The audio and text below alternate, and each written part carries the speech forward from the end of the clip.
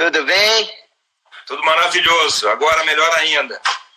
Tá bom o som, tá bom o vídeo, eu consigo te ouvir e te ver bem também. Eu também. Por aqui também te vejo bem, te ouço muito bem. Ah, excelente, amigo. O pessoal tá entrando aí, a gente pode ir já iniciando, aquecendo os motores. Eu quero, amigo, a princípio, primeiro te agradecer muito, Horácio, te agradecer por ter aceitado o convite da Mendes Advocacia para estar aqui conosco nesse projeto Conectando Ideias, que a gente busca justamente se aproximar de pessoas, de organizações, para construir em torno desse momento difícil que a gente está passando e também projetar futuro. Preciso também, vou poupar aqui da apresentação formal, até porque eu vou tomar muito tempo falando do teu currículo vasto. Então eu vou só falar um depoimento pessoal de o quanto que eu te admiro.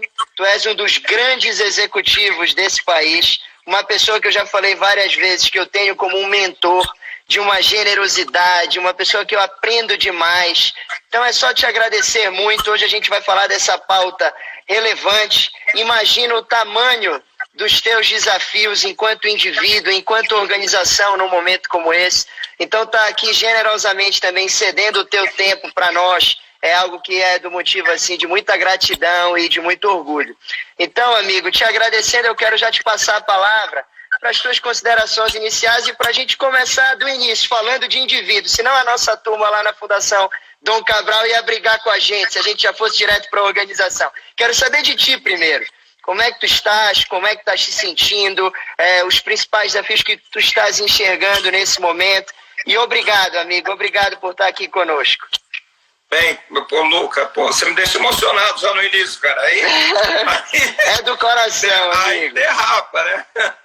Mas te agradeço, é uma honra estar aqui com você, uma honra estar com as pessoas que estão nos seguindo nesse momento e poder compartilhar um pouco dessa nossa história, um pouco dessa nossa vivência, desse nosso olhar para esse mundo que nos pegou de surpresa, né? É uma situação sem precedentes, não tem em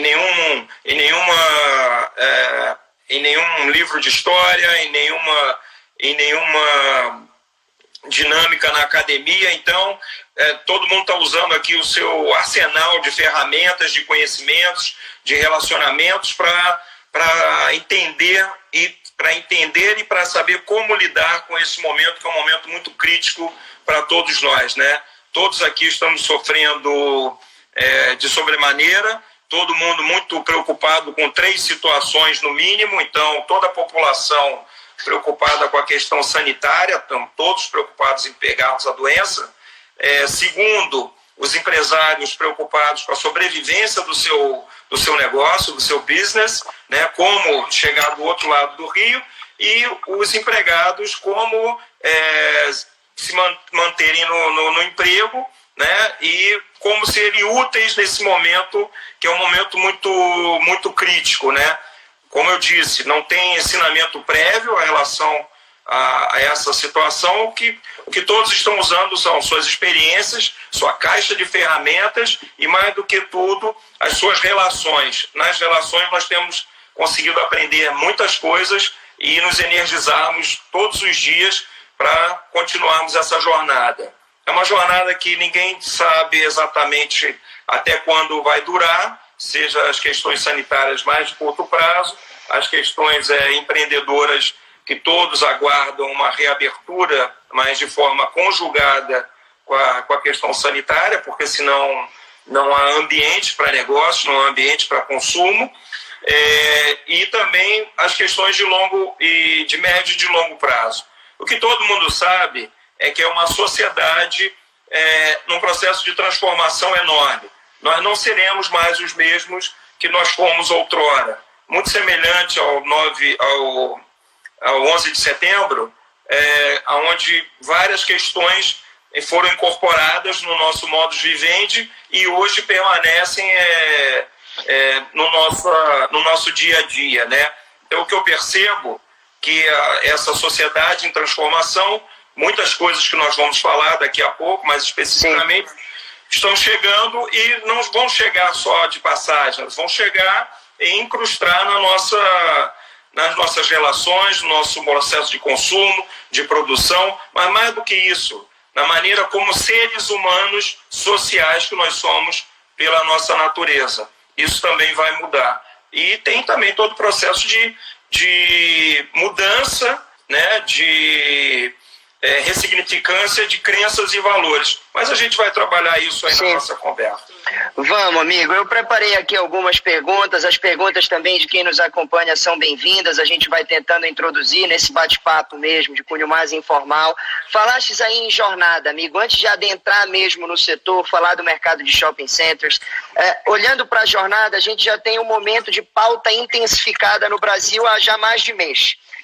Como é que tu já consegues ver ciclos dessa crise que a gente está passando, olhando já um tempo aí de mais de 30 dias, qual o momento que a gente está, quais são os ciclos que tu enxergas ainda no ambiente mais geral de um momento como esse? Os ciclos que eu enxergo numa crise tão profunda como nós estamos vivendo, basicamente 4 grandes ciclos, né? O primeiro ciclo do pânico, que é aquele que você entra quase que numa situação de desespero, né? Não entendendo o que está acontecendo, né? O segundo ciclo é a realidade, como a ficha cai e você efetivamente fala, caramba, isso é real, né? Não é um sonho, como muitos falávamos no início, eu acho que eu estou vivendo um sonho. Aí, de repente, acordamos e vimos que não se trata de um sonho. O terceiro ciclo da solidariedade, nós já estamos começando a perceber na nossa sociedade movimentos pujantes de solidariedade, né? Grandes grupos, corporações, ou até mesmo individualmente, pessoas já se manifestando e se oferecendo como ajudar os menos favorecidos. E o quarto ciclo, que eu chamo da nova esperança, que a luz volta a brilhar e o verde vai nos trazer essa fotografia de futuro, né? Então, acho que o renascimento, se olharmos a história do ser humano, normalmente, por diversas questões, muitas foram ligadas à natureza, outras ligadas ao próprio processo social, guerras, processos econômicos ou mesmo produtivos, nós conseguimos enxergar esses ciclos. Na minha percepção, nós estamos nesse momento na passagem entre o ciclo da realidade, a ficha caiu, para o ciclo da solidariedade. Então, aonde todo mundo está entendendo que nós não estamos aqui nem a passeio, nem sozinhos, que efetivamente somos seres sociais e que essa interdependência, essas interligações é que vão fazer com que essa sociedade sobrepuja mais forte no futuro próximo. Legal, amigo, legal, faz todo sentido, é uma reflexão profunda e muito verdadeira, que a gente vai de fato fazendo muitas conexões com o que a gente está vivendo a nível pessoal, a nível de organização nesse momento. E agora eu queria que a gente, já acelerando os motores, entrasse mais propriamente no setor.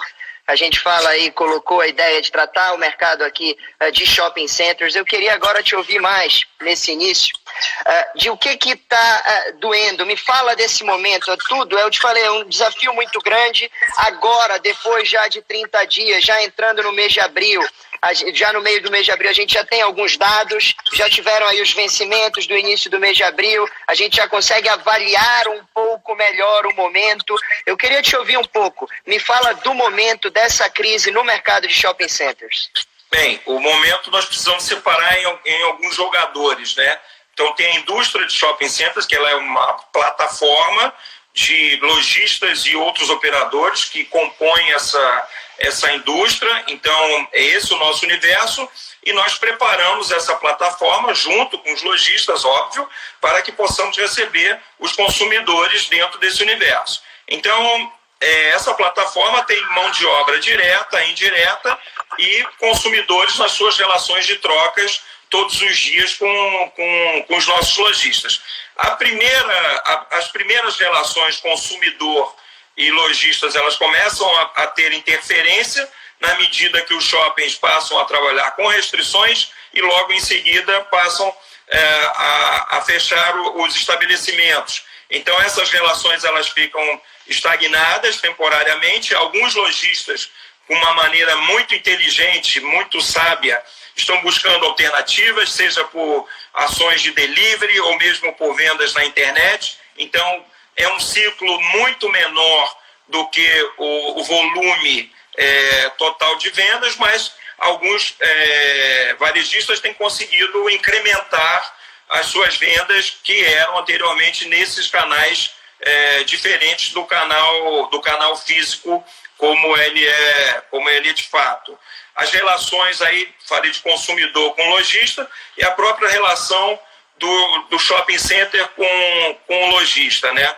É importante lembrar, a nossa indústria é uma indústria baseada em longo prazo, né? Os nossos contratos são contratos de 5 anos, 10 anos, 15 ou até tempo maior. Então, é claro que você tem a questão do curto prazo, que você precisa, de fato, entender a dinâmica do lojista, e isso precisamos de sobremaneira usar as botas que o lojista usa para entendermos esse momento de sofrência dele, e até mesmo saber de como nós podemos ajudá-lo, né? Entendendo que tem uma divisão de contas dentro da composição do boleto do lojista, uma parte que é a remuneração do capital investido, que é o aluguel da unidade que ele ocupa. Essa faz parte do empreendedor ou grupo de acionistas, investidores que investiram naquela plataforma. E tem um outro grupo de verbas que são ligadas à manutenção do prédio,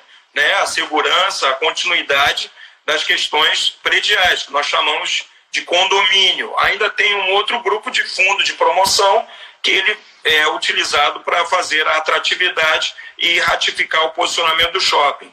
Nesses instantes, o que a maior parte dos empreendedores do Brasil está fazendo é destacando a parte dos aluguéis e deixando para uma conversa futura, ou mesmo dando quitação de parte dessas verbas mediante a adimplência. Enfim, cada um está fazendo a sua composição com o lojista. Outros estão deixando mais para o futuro, pensando, eu preciso dar um fôlego para o lojista nesse instante, porque o fluxo de caixa de todo mundo é um fluxo de caixa apertado. Poucas organizações têm fluxo de caixa para suportarem 3, 4, 5 meses sem receita alguma e segurarem as suas folhas de pagamento, seus fornecedores e outras despesas gerais. Então, o que nós conseguimos fazer? Reduzir ao máximo num primeiro instante. Nós não conseguimos parar um transatlântico imediatamente, então um shopping é uma propriedade muito, muito grande, com diversas questões relacionadas. Conseguimos reduzir bastante as despesas num primeiro momento e rateamos essas despesas como comumente fazemos todos os meses com lojistas. Então, nesse momento, a gente está mais preocupado com essas verbas que nós chamamos verbas essenciais.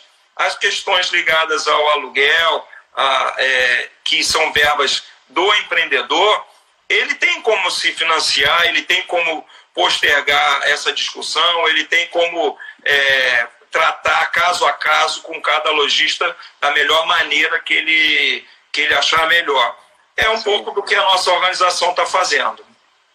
Legal, amigo. E aí eu quero entrar nessa linha, a gente falando do ciclo, já vivendo mais essa era aí da realidade, como bem colocaste. A discussão em torno de adaptação, e a tua fala tem muito disso, de se adaptar a um momento, a uma crise que a gente está vivendo, ela se acentua, né, em períodos como esse, a história mostra isso. Já nesse tempo, é um tempo em que a gente já consegue avaliar algumas medidas que deram certo, outras que não deram tão certo assim. Como é que tu avalias um pouco das tomadas de decisão de vocês no grupo? O que está dando certo, o que não está dando certo nessa ideia central da adaptação? Ô Luca, muito legal a questão. O que nós estamos enxergando é o seguinte: a crise está sendo como se fosse um acelerador de futuro, né? Então, muitas questões que estavam ou embrionadas ou sendo trabalhadas numa velocidade menor, agora entrou em processo de aceleração. Por exemplo, a questão de delivery, seja por qualquer parceiro, delivery center, iFood, Rappi ou qualquer coisa assim, o que antes era percebido como talvez um diferencial, passou para o momento do essencial. Então, assim, hoje, quem não tiver possibilidade de trabalhar com esses e outros nomes, enfim, mas com essa modalidade que nós chamamos de last mile, ou seja, a entrega a partir do shopping center até a residência do cliente, vai estar fora do jogo. Então, mais uma vez, a crise serve para acelerar esses futuros que estavam no médio ou no longo prazo. Você sabe muito melhor do que eu que no momento de crise, de seleção natural, não sobreviverão os mais fortes, e sim os que se adaptarem mais rapidamente ao que nós chamamos de novo normal. Então, estão sendo desengavetadas diversas ideias, diversas iniciativas. Lojistas que não operavam no online já estão vendendo no online imediatamente, porque ele precisou abrir novos canais de vendas. Então, isso tudo sob a ótica da receita. Mas eu também posso falar pela ótica da despesa. Você começa a enxergar coisas que talvez eram pequenos luxos que você se dava ao prazer de cometer, e que agora você começa a enxergar também como oportunidades de economias para que esses recursos possam sim ser orientados para questões mais essenciais do seu negócio. Então, teste e erro, fazer protótipo e sair, eu diria que isso é fundamental de cada organização. Nós não podemos olhar sob a ótica do que deu errado. Se uma boa ação entre 10, uma der muito certo, assim já vai estar valendo todo o investimento. Legal, amigo. Eu quero explorar um pouquinho agora, amigo, te ouvir um pouquinho sobre a questão do relacionamento com o lojista, uma coisa que já colocaste um pouquinho aí, e eu quero te ouvir até porque vocês têm um alcance muito grande, uma fala que chega nas 5 regiões do país. Na última vez que vi, são 24 centros comerciais, são quase 5 mil lojas. Qual que é a mensagem para o lojista num momento como esse? É hora de enfatizar essa relação de parceria. Você coloca, por exemplo, essa questão do longo prazo. Daqui a pouquinho eu quero explorar um pouco mais, que a gente sabe que não são todos que vão resistir. Mas eu queria te ouvir um pouquinho, a mensagem para esse lojista nesse momento, como é a relação, o relacionamento? Ô Luca, relacionamento é a palavra central aqui dentro da Ancar, né? Cada grande grupo, jogador da indústria do shopping center, tem uma característica e tem a sua cultura central. Aqui na empresa que eu represento, a palavra principal é relacionamento. Isso é um DNA da família fundadora e uma coisa que nós adquirimos e desenvolvemos ao longo do tempo mais fortemente aqui dentro. É claro que quando nós olhamos uma indústria de shopping centers, é uma indústria de longo prazo, né? Os shoppings são desenvolvidos com business plan sempre de longo prazo. Então, os nossos contratos são contratos de longo prazo. Hoje, você falar no mundo que nós vivemos, um contrato de 5 anos, com tantas incertezas a cada ano, é considerado sim um contrato de longo prazo. Nós temos uma base hoje de lojista de aproximadamente 5 mil lojistas, como você bem disse, né? A indústria precisa se relacionar muito próximo desses lojistas, entender sim os desejos, equilibrar esses desejos com as possibilidades e ver de que maneira nós vamos avançar durante a crise. Não adianta, não existe shopping de sucesso com lojista fracassado ou vice-versa. O shopping de sucesso é composto de lojistas de sucesso. É uma plataforma de sucesso, ela precisa ter participantes de sucesso. E o efeito positivo dela, ela vai ter cada vez mais sucesso e mais desejo de participar de outros participantes. Então, o que eu percebo, é claro que nós sabemos, pela própria experiência, pelas relações que nós temos, quais são as questões que são percebidas como questões oportunistas, né? E isso, quando vem à mesa, nós sabemos lidar com isso, nós sabemos deixar de lado, nós sabemos, olha, não é dessa maneira que nós vamos nos relacionarmos, mas nós sabemos também aquelas questões que o lojista está numa situação de estrutura de capital muito fragilizada. Mas se você olha para o DNA dele, é muito bem feito, é um cara correto, teve com você uma história de ótimo relacionamento até aqui. Então, de que maneira nós podemos sim dar a mão com esses lojistas e ajudá-lo a atravessar até o outro lado do rio? Então, acho que isso é um trabalho muito de corpo a corpo, muito caso a caso. Nós temos tido as últimas semanas muito intensas, de muito trabalho. Aliás, quem achava que home office trabalhasse pouco está totalmente errado, né? Home office trabalha-se muito, sim. Isso é uma questão que a gente pode falar daqui a pouco. E eu sei que nós temos tido dias muito intensos, mas produtivos. Eu tenho certeza que assim, as pessoas que de boa vontade, de boa fé, parceiros comerciais de boa fé, sem dúvida alguma, terão apoio, terão ajuda para atravessarmos esse momento crítico. O que nós vamos fazer é tirar os oportunistas eventualmente de plantão, e nós vamos entender profundamente o que nós podemos fazer por cada um. Legal, amigo. Eu acho que até nessa eu ia te perguntar mais sobre as negociações em si, e acho que acabaste colocando bem sobre esse tema. E eu queria até, uma coisa que a gente vem até conversando com as pessoas que a gente se relaciona, com lojistas, clientes no escritório, a gente vem recomendando muito a discussão da coisa nessa linha comercial mesmo, da negociação, do caso a caso. A gente está numa situação de força maior. E era isso que eu queria te ouvir agora. A gente sabe que vai ter gente que não vai suportar, amigo, acho que vai fazer de tudo, os lojistas ali dentro do shopping que vão tentar, mas que o fluxo de caixa vai apertar e que não irão suportar, ou que já não suportaram. Não sei se isso já é tempo suficiente, para alguns talvez sim. Existe uma política já do grupo, alguma coisa pensada para conversar também com essas pessoas, com os pequenos empreendedores, por exemplo, que não suportarem esse momento?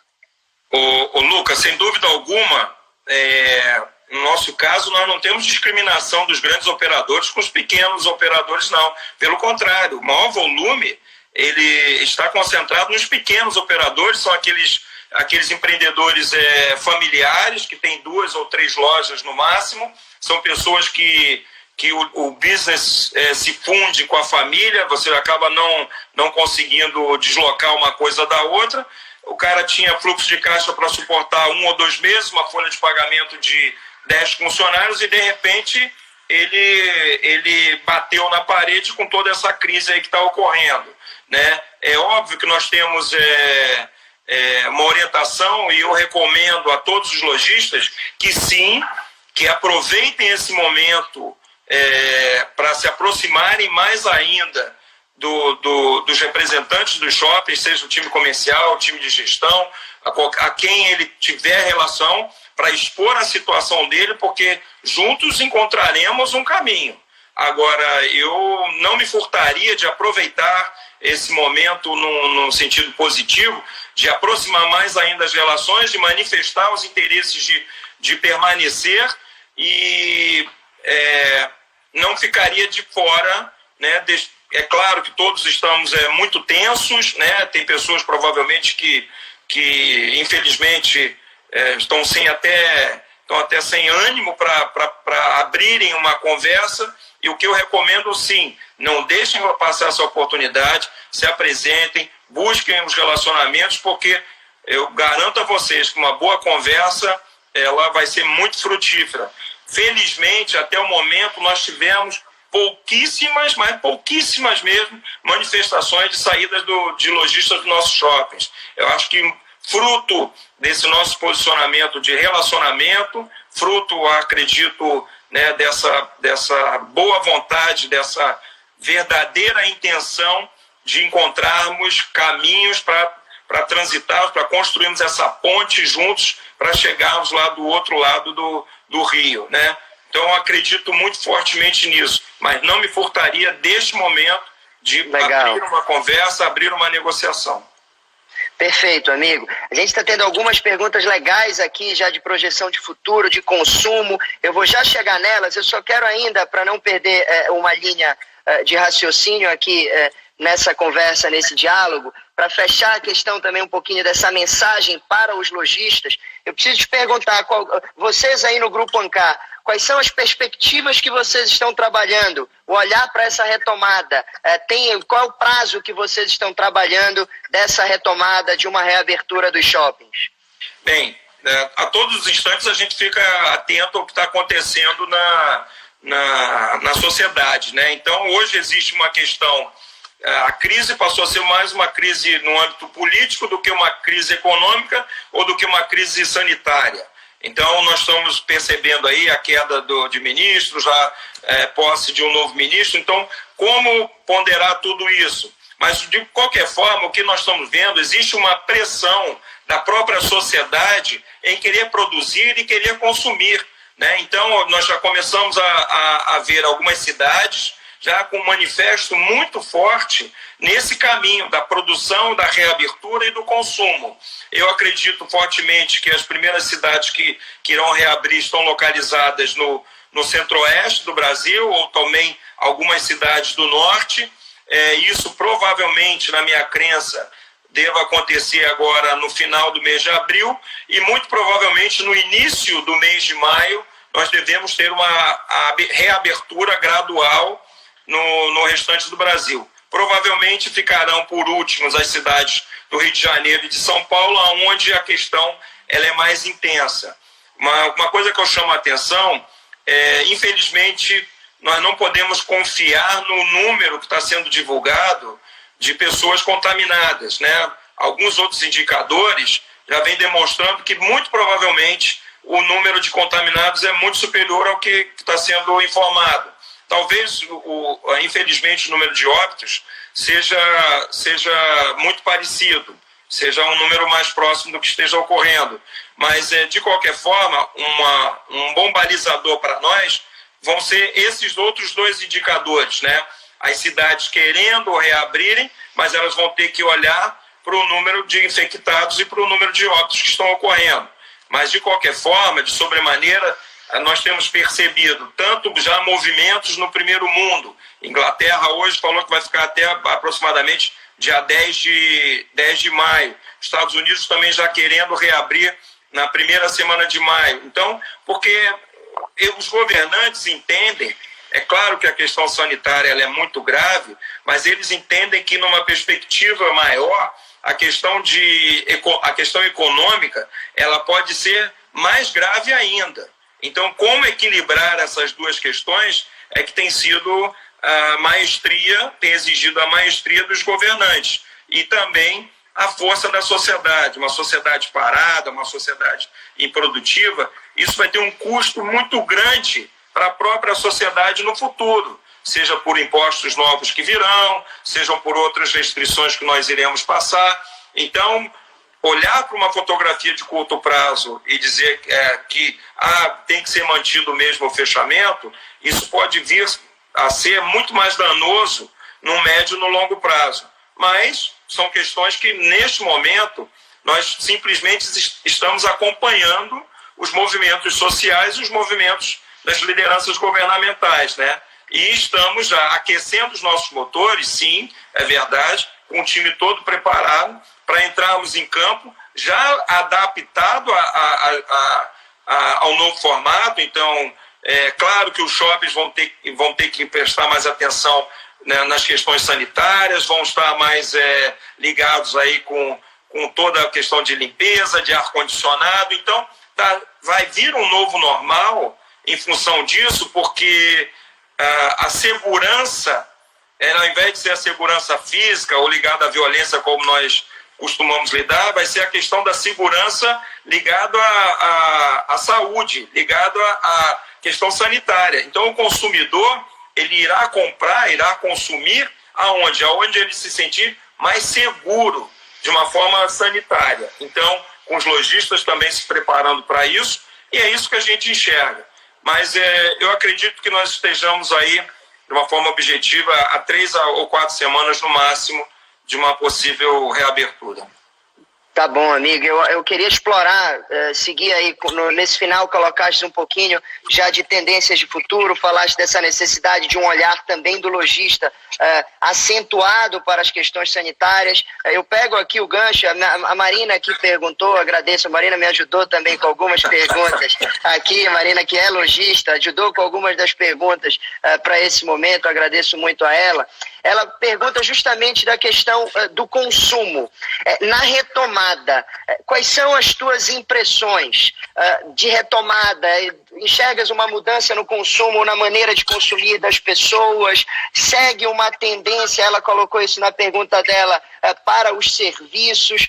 E aí ela até dá um exemplo, ela fala, me parece que foi hoje ou ontem, que reabriu na China, e parece que, acho que foi a Hermès que um dia vendeu o que ela não vendeu em 30, ou o equivalente a 30 dias. Aí ela fala, talvez não seja, porque tem muita gente colocando, as pessoas não vão consumir. Então eu queria te ouvir sobre isso. Quais são as tuas perspectivas para a retomada? A retomada, é claro que ela vai ser, de um modo geral, ela vai ser de uma forma gradual, né? O que nós temos visto com alguns parceiros lá na Ásia, que a retomada logo após a abertura era em torno de 50% das vendas que se tinha outrora. Porém, de uma maneira geral, quando nós vamos falar de uma maneira específica, o que a gente consegue enxergar é o seguinte: alimentação, fast food, itens de primeira necessidade, farmácia, supermercado, isso provavelmente num indicador maior ou mais rápido de retomada, e provavelmente outros setores, como linha branca de alto valor agregado e etc., talvez uma retomada numa menor escala, né? Moda, confecção e etc., aí também em torno de 50%. E aí as vendas, elas crescem normalmente de 5% a 7% a cada semana. Então, provavelmente, nós vamos demorar aí uns 2, 3 meses, ou dependendo do setor, um pouco mais, para chegarmos em níveis que nós estávamos navegando anteriormente à crise, né? Questões ligadas com mais aglomeração de pessoas, como cinemas, teatros, etc. Esses setores ainda reside uma interrogação maior no que diz respeito à retomada. Até mesmo porque a turma de cinema, ela precisa, são os exibidores, ela precisa de matéria-prima, e Hollywood está parado, não está produzindo nada para eles, né? Então, agora, é óbvio que existe uma demanda reprimida. O negócio lá da Hermès foi muito, muito interessante, né? Claro que também tem, falando de demanda reprimida, vou dizer para você, questões ligadas à diversão infantil. As crianças confinadas aí nos últimos dias, ninguém está aguentando mais ficar tempo em casa. Então, na hora que reabrirem, essas crianças vão querer se divertir, sim, nos shoppings, mas é óbvio que os operadores vão estar mais preocupados com a questão da segurança sanitária. Enfim, todo mundo já está tendo um olhar um pouco diferente em relação a isso, né? Agradeço a pergunta da Marina, mas até falei para algumas outras pessoas, né? Todo mundo vai estar buscando agora uma questão muito mais forte ligada à experiência. Eu costumo dizer que vai ter uma sede de experiência enorme. Os consumidores vão querer tirar muito mais proveito dos recursos que vão estar mais escassos, né? Então, aquela notinha de R$50, ele vai querer fazer ela valer quase 100. Então, aonde vai ser orientado esse recurso, né? E é claro que vai ter que estar numa entrega mais efetiva, de maior valor agregado. Por isso que eu digo que os lojistas também vão ter que olhar para dentro e entender se os seus funcionários estão tendo um atendimento maravilhoso, se o produto é correto, se a precificação está correta, se a localização da loja está correta também. Então, são essas pequenas questões que todo mundo vai ter que ressignificar no seu próprio negócio. Porque antes estava todo mundo tão acelerado, sem olhar para esses detalhes, e varejo é detalhe. Então nós vamos ter que olhar muito profundamente para todos esses detalhes. Legal, amigo. E usando esse termo, o ressignificar, olhando para a retomada ainda, para a gente tentar fechar aqui esse raciocínio, do lado do shopping, você vê grandes mudanças no que diz respeito à montagem de mix dos shoppings, uma revisita profunda ao próprio modelo de negócio? Como é que você enxerga isso? Não, sem dúvida alguma. Eu acho que, volto a insistir, né? A plataforma, ela tem um mix de lojistas, né? Nós vamos ter que olhar mais profundamente para entendermos se esse mix está atendendo aos consumidores que nós queremos que eles atendam, né? Então tem um novo consumidor, ou melhor dizendo, um consumidor agora com um novo modelo mental, que ele vai estar na cabeça dele, por exemplo, menos é mais, né? Então nós temos lojistas para atendermos esse menos é mais, e olha que eu não estou nem classificando no que diz respeito a gerações, né? Porque cada geração também tem um mindset um pouco diferente da outra. Mas, de um modo geral, vão ter essas reconfigurações e nós vamos ter que olhar para os espaços de uma forma diferente, não de uma forma genérica, porque nesse ressurgimento, nesse modelo, nesse novo modus vivendi, vão ter outras questões mais relevantes para esse consumidor que está saindo desse momento. Até propriamente as questões de consumo. Claro que você vai comprar, você vai consumir aquilo que lhe faz feliz, aquilo que lhe dá prazer. Então vamos falar de indulgência, vamos falar dessas coisas, mas vai sair daquele consumo padrão, aquela coisa que parece que está mais ligado a supérfluo, e vamos dar valor a questões que provavelmente passavam à margem. Claro que as pessoas vão celebrar mais, vão comemorar mais, vão querer estar juntas, sim, né? Vai estar todo mundo com essa vontade represada de estar com os amigos, com familiares. Então eu entendo que o lojista, né, o operador que conseguir enxergar isso mais rapidamente, e também o chopeiro que consiga enxergar isso mais rapidamente, ele vai adequar o mix dele e os tamanhos de espaços de forma adequada a cada operação dessa. Bacana, amigo. A gente teve uma pergunta também aqui legal, um pouco mais em cima, e eu guardei ela também para prestigiar para esse momento, que no seguinte sentido, você falou aí das suas ideias da retomada, das suas percepções, de qual que será esse ritmo para que o lojista ele recupere aquelas vendas que ele vinha tendo já habitualmente. Existe já, vocês estão desenvolvendo, pensando aí nas operações, em políticas para acelerar essa retomada, políticas para trazer o consumidor de volta para dentro da operação? Porque existe um pouco, como você falou, são diferentes regiões, diferentes visões das pessoas, algumas regiões e alguns locais já se parecem mais predispostos a essa volta do consumo, a essa volta, a essa reabertura, outros nem tanto. Existem políticas concretas nesse sentido? Sem dúvida alguma. Primeiro, é muito importante entendermos que nós vamos ter uma crise de oferta. Como é assim, crise de oferta? Todo mundo estocado, todo mundo com muita mercadoria e poucos consumidores, baixa liquidez no mercado, poucos consumidores querendo comprar, ou os que estão dispostos a comprar ou a consumir, querendo tirar o máximo proveito das suas relações de consumo. Como eu disse anteriormente, ele vai querer que a nota de R$50 valha R$100. Então, onde ele vai encontrar isso, né? A experiência que eu estou tendo aqui na nossa empresa é que já estamos montando clubes de descontos, grandes ofertas, reunindo os lojistas para que possamos fazer grandes ações na reabertura, na retomada, porque efetivamente o consumidor vai querer fazer o dinheiro dele valer mais. Então, aonde ele encontrar uma melhor relação value for money, né, o quanto pesa, ele vai orientar esse recurso dele. É um recurso escasso, é um recurso sim que nós temos que dar muito valor, porque esse consumidor novo, ou melhor dizendo, o consumidor num novo formato, ele vai dar muito mais valor a esse dinheiro dele. Por isso, chama a atenção, o lojista vai ter que olhar mais para dentro também, entender se o preço dele está correto, se o cardápio dele está correto, se a experiência dele de vendas está correta, né? Se a omnicanalidade dele está funcionando. Então, eu diria que é um tempo, uma pausa, que nós estamos tendo a oportunidade para repensarmos todos esses modelos de novo. Porque nós estamos naquele turbilhão do dia a dia, que não dá nem para você pensar nas coisas direito, fazendo muitas questões de forma automática. Então, no jargão mais popular, foi dada uma freada de arrumação, né? Então agora é a hora de aproveitarmos esse momento, revisitarmos a nossa estrutura, revisitarmos nosso modelo de negócio, para na hora da reabertura entender, sim, quem vai sobreviver ou quem vai realmente ter maior sucesso é quem se adaptar mais rapidamente, quem conseguir fazer essas leituras mais rapidamente e transformá-las em ações. E aí eu falo desde o microempresário até uma organização de maior porte. Na hora que ela enxerga isso, toma as decisões e executa, ela vai sair na frente com certeza, né? É o famoso aquecimento de motores. Os motores não podem ser desligados. Eles podem ser colocados em pausa, mas não desligados. Legal, amigo. Muito bom.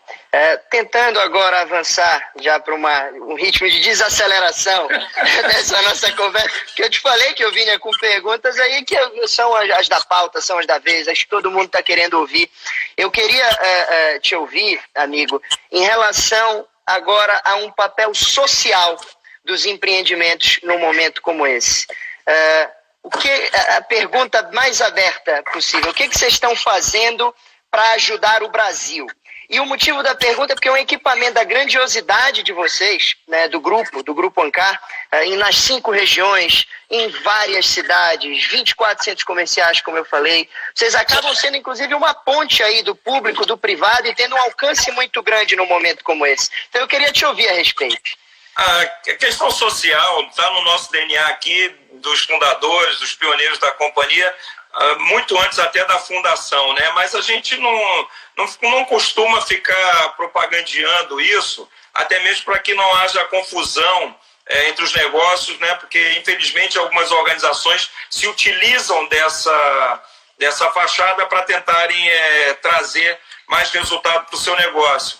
Agora, eu chamo a atenção, nós estamos fazendo diversas ações, né, ligadas às comunidades onde nós estamos inseridos, né, mais fortemente neste momento, mas o que eu chamo mais a atenção não é somente as ações que a própria Ancar está desenvolvendo. O que eu chamo a atenção é de um consumidor mais consciente social. Então, sim, eu acredito que ele vai orientar os recursos dele nos empreendimentos, nas empresas, nos lojistas, aonde ele enxerga o papel deste empresário, o papel dentro da comunidade que ele está fazendo parte. Então, o que eu chamo a atenção, ele quer de alguma forma enxergar que há um retorno desse recurso que ele orienta, nessa transação comercial, à sociedade que ele vive. Então, como eu disse lá no início, uma das questões do terceiro ciclo é a solidariedade, que eu acho que é um ciclo que a gente já está entrando dentro dele. É importante dizer que eu acho que vão ter questões colaborativas muito maiores do que nós estávamos vivendo anteriormente. Então, eu insisto, eu acredito que vão ser colaborações empresa com empresa, empresa com comunidade, comunidade com empresa e comunidade com comunidade. Então, essa coisa, porque caiu a ficha para nós entendermos, eu não estou sozinho nesse mundo, e mais do que isso, eu não sobreviverei sozinho. Então, de que maneira eu posso interferir de forma benéfica, de forma bacana, de forma profissional, dentro das minhas relações, sejam elas relações pessoais ou relações comerciais. A organização ou o indivíduo que sair dessa crise sem ter tido esse aprendizado, eu vou lamentar profundamente, porque isso sim vai vir uma conta que vai chegar em algum momento, num momento rápido, desse novo formato de consumo, do consumo social, né? Da consciência social. Então, esta empresa, esta organização, esse shopping, esse lojista, ele faz bem à comunidade que eu pertenço, então, ok, eu vou para esse shopping e esse outro não. Eu entendo que não é relação, é transação. Então, eu deixo ele de lado e, eventualmente, eu vou até utilizá-lo para alguma finalidade específica. Então, eu acho que dentro do ambiente de solidariedade e de colaboração, nós vamos sair muito mais maduros, né, como sociedade, do que nós estávamos anteriormente, olhando muito para cada umbigo, olhando muito para cada empresa, né? Vai ser, sim, um capital social enorme que nós vamos adquirir pós-crise. Muito, muito bom, amigo, muito legal. E aí eu quero já assim, nos encaminhando aqui para o final, para a gente digerir aqui tudo isso que a gente está conversando, conectando ideias nesse momento. Eu queria te ouvir um pouquinho, justamente, aprofundar ainda mais no que colocaste dos aprendizados. Eu queria te ouvir ainda enquanto grupo, olhando para o Grupo Ancar, para a tua realidade, enquanto executivo, nas tuas rotinas, nas tuas relações dentro da organização. Qual está sendo, ao teu ver, o principal aprendizado de um momento como esse? E para além disso, qual o principal ativo ou um ativo que tu possas destacar para uma organização enfrentar esse momento. E aí tentando fugir aqui dos mais triviais, por exemplo, como caixa, que a gente sabe a importância do ativo caixa para lidar com um momento como esse. Olhando, por exemplo, o Alexandre Birman outro dia falou em cultura como um ativo fundamental para enfrentar um momento como esse. Queria te ouvir a respeito. O ativo fundamental é a interpretação correta das palavras ser humano. A gente precisa entender, voltar à nossa origem, há 200 mil anos atrás, e entender que nós somos seres sociais, que nós somos humanos no final do dia. Nós somos emotivos, nós somos felizes, nós vivemos em sociedade e que sim, nós precisamos um dos outros. Esse eu diria que é o maior aprendizado possível quando eu olho para a sociedade, de que ela vai sair mais humana. A velocidade que estavam as coisas, né, o ritmo frenético que nós estávamos vivendo, muitas vezes alguém falava assim, mas eu estou quase uma máquina. Né? E por incrível que pareça, nós estamos hoje em dia tentando humanizar máquinas, né, e maquinizar os seres humanos. Como assim? Estamos querendo trazer máquinas para terem sentimentos, etc. Então, mesmo destacando inteligência artificial ou qualquer coisa assim que vai nos ajudar de sobremaneira para fazerem ações mais repetitivas ou mesmo compreensões de grandes movimentos, de grandes fluxos, mas nós não podemos nos esquecer de que no final do dia, toda noite, quando nós vamos dormir, todas as manhãs, quando nós acordamos, nós somos seres humanos. E é isso que faz qualquer organização, mesmo uma organização mecanizada, mesmo uma organização como a sua, meu querido amigo, que ela depende fundamentalmente do ser humano feliz, do ser humano motivado, do ser humano energizado, do ser humano que vai buscar de sobremaneira novos conhecimentos, sim, agora, né? Nós estamos numa curva de aprendizagem gigante, do ser humano que vai estar mais solidário, do ser humano que está aprendendo a viver mais em comunidade e darmos valor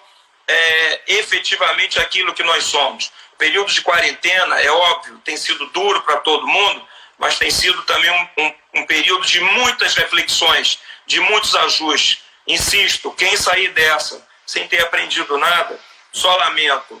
A palavra-chave para mim é ser humano, na essência, sabe? No conteúdo, na íntegra. Amigo, que aula, que muito inspiradora a tua fala. Te agradecer muito, amigo. Eu estou lendo aqui nos comentários, os diversos comentários, pessoas de amigos teus, pessoas que trabalham contigo, pessoas que já trabalharam contigo. Eu vou comentar aqui também, porque eu tenho que me juntar a elas, de falar o quanto que é inspirador conviver contigo, o quanto que é bacana contar com a tua amizade, aprender contigo. Destes uma aula aqui para nós hoje. Tu és um exemplo desse ser humano que estás aí falando, e por isso que te ouvir num momento como esse é muito legal, porque a gente que te conhece, eu me coloco...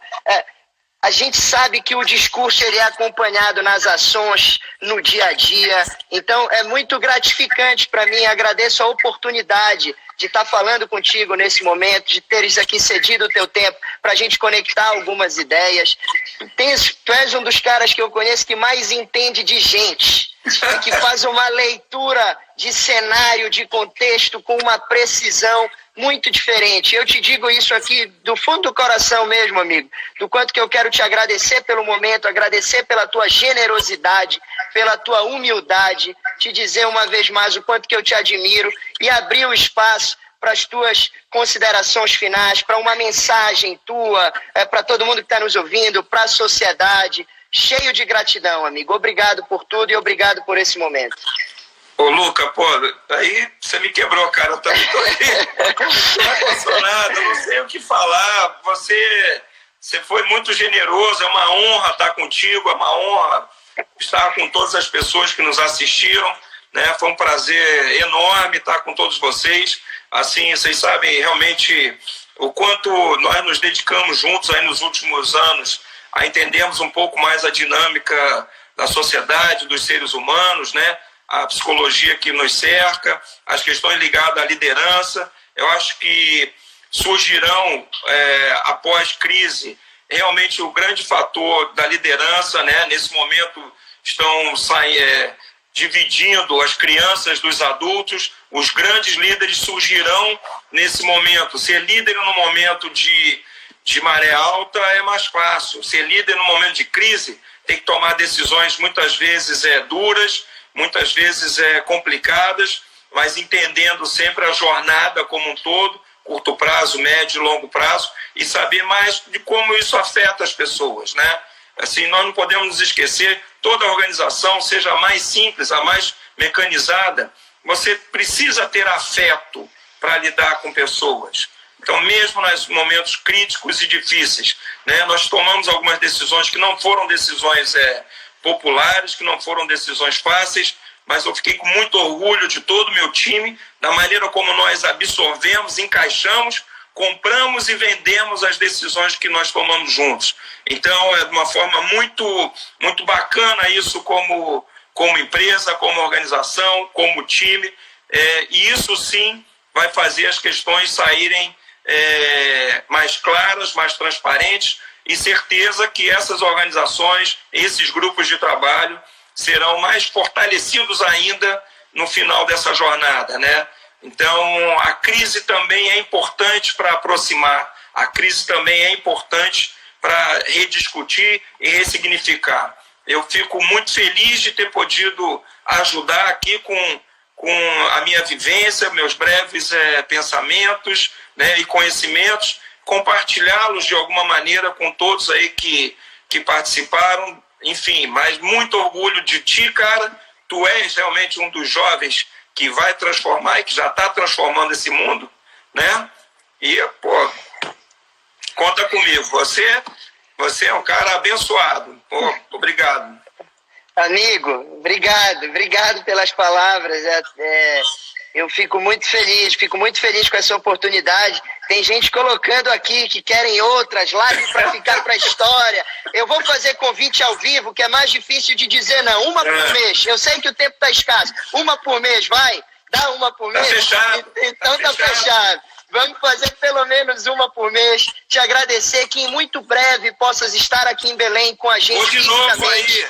O pessoal aqui do Cesupa tá lembrando o quanto foi marcante aquele momento da tua palestra na Odisseia de encerramento, quanto foi marcante aquele momento em que deste um exemplo ali também de liderança, desse ser humano que tu és. Então que em muito breve a gente possa também sair desses momentos remotos, fazer mais momentos presenciais e te agradecer. Esse momento, essa hora aqui, eu nunca vou me esquecer. Ela vai ficar marcada na história da Mendes Advocacia e na minha história também. Obrigado, amigo. Estamos